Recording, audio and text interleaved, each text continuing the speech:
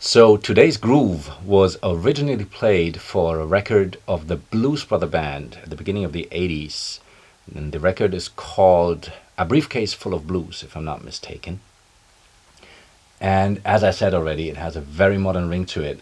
And if you check out that band from that era, you will find it's one of the tightest and the finest in the business, with Paul Schaefer and Tom Scott and Donald Duck Dunn and Steve Cropper and whatnot in the band. And of course, Steve Jordan on the drums, who himself is, of course, worth checking out. He recorded for the likes of the Brecker brothers, and in the more recent years, he produced the drum tracks, and I think he also produced the albums for John Mayer. So check him out and enjoy that groove.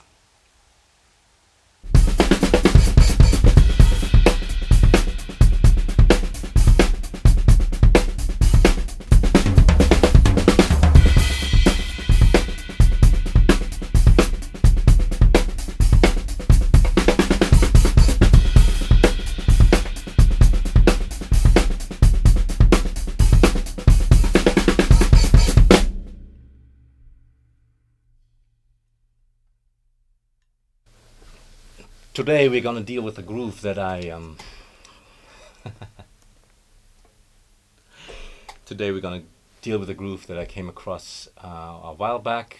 I was subbing in a rhythm and blues band, and they played Blues Brothers material, arrangements from the Blues Brothers, and this is taken of a live recording from them.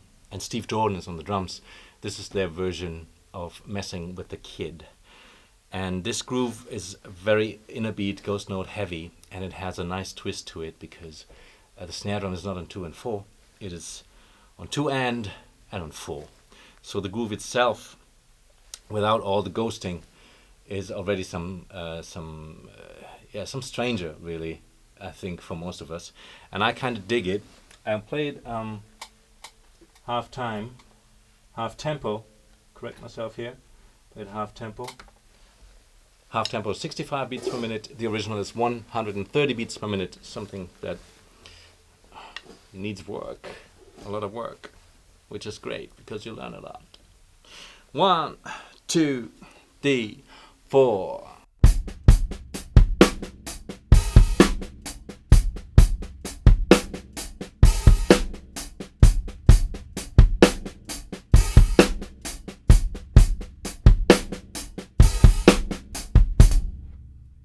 Okay, so just the rough skeleton, which will help. Let's play the higher than 8 notes and play the snare on 2 and on 4. 3, 4 and 1.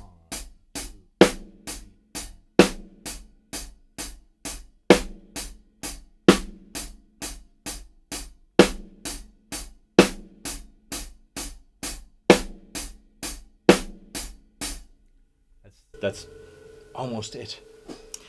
Then the bass drum is 1 end, and on the E of 2, right before the first backbeat on 2 and. So we have 3 and 4 and.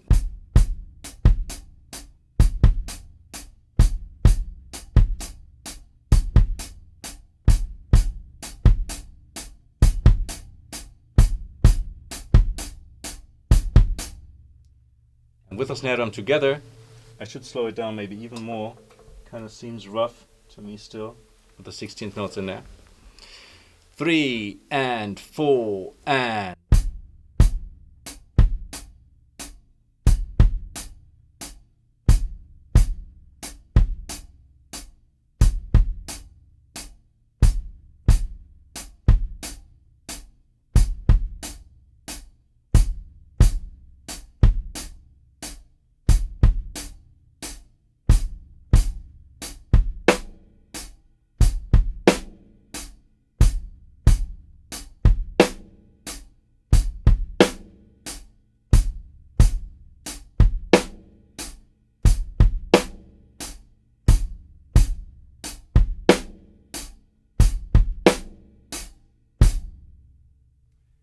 That's the version in 45 beats per minute.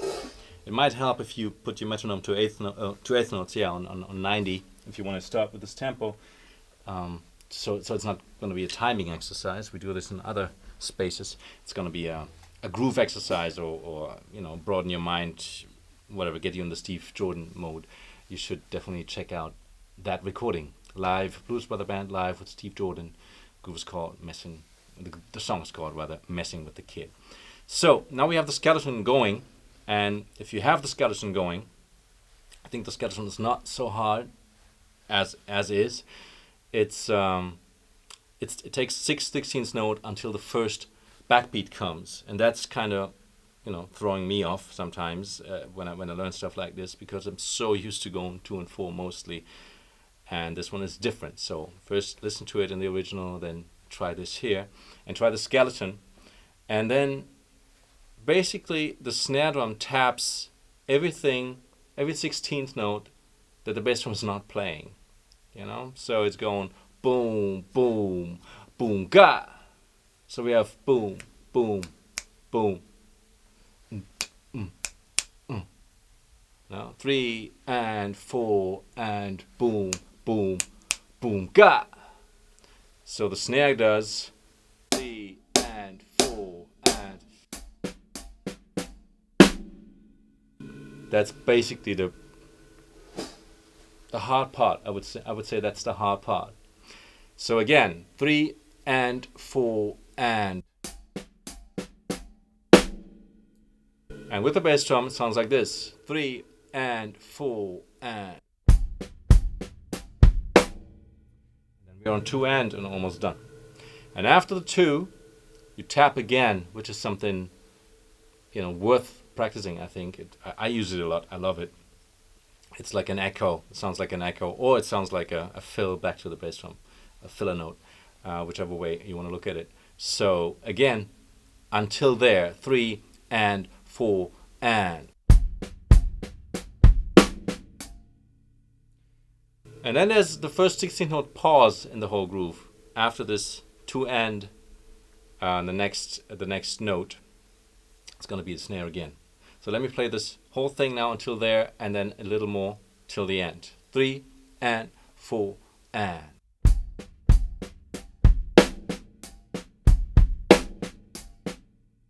That was the whole thing. Okay? So after we hit the 2 and with the snare, we tap, which is the 2 te, and the 3, of course, is a hi-hat note.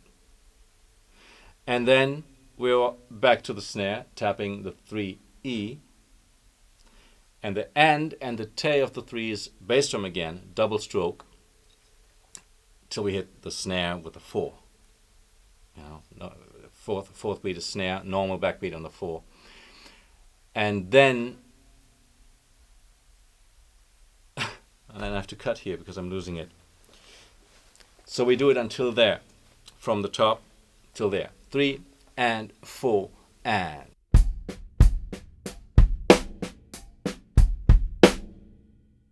Now we're on 4. All the way again, even slower.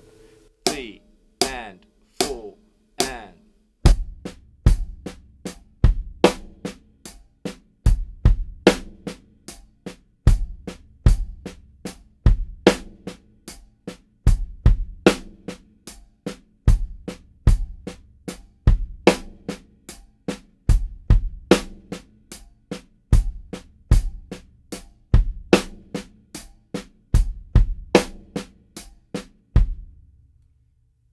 And then at the end, after the 4, I tap again with the snare.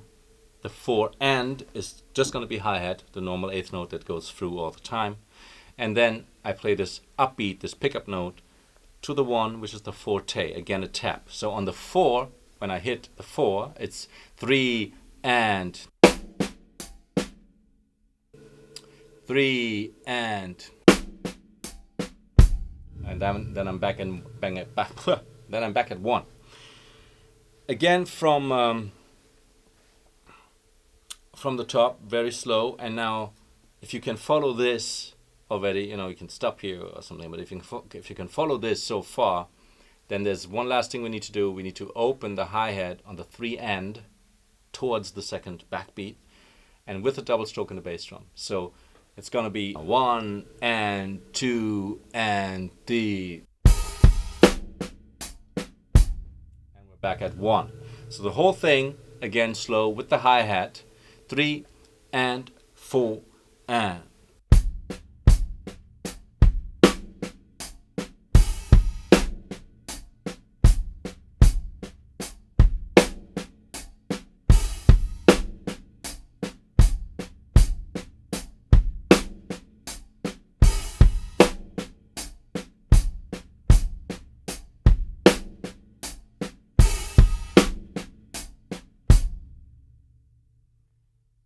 If you take it from the top and take it inner beat by inner beat, it's not too much to really grasp onto. And if you have it down, if you have understood it at this slow tempo, then you can gradually speed it up like we do. And that it gave me a totally different, that was my first encounter with inner beats that were kind of hard to do because the tempo was so high and I really wanted to get that groove. So I took it as an exercise, and I took it further to different places and thought of exercises how to actually quickly and precisely get the inner beats going so all this would be possible. And it's helpful in all the other stuff we do, the shuffle, the Purdy shuffle or whatnot, anywhere where you have to drop inner beat or want to drop inner beats to fill it out to make it really compact. It gives you skills with the hand that touches the snare. This basic dynamic scheme that we talked about, from very small to very high and back in no time flat. And there are shortcuts, but they're in different lessons. So I hope this is rewarding for you to hear, to see, and you have fun with that groove. So from here on out, it's on to the next one. So during these last lessons, I hope I made it clear that whether it's live or in the studio, I'm all about being musical, being stylistically correct while still being original, and above it all, to keep the quarter note in focus at all times. It's definitely a lovely journey to get there, and I hope you enjoyed the insight and the variety of these last lessons. We have many more lessons up on the membership site already, and every Monday there will be a fresh one. And we're going to deal with all sorts of topics, from the very basics to the very intricacies of what I'm actually doing and what my expertise is. A forum is also already installed on the website, so you can go and interact with fellow members and also upload links to your playing so I can give you some feedback about it. So go check it out for yourself at the link below, members.videodrumlessons.tv, and comment on this very page here with any questions you have regarding the videos. Like us or follow on Twitter, but whatever you do, keep the quarter note alive.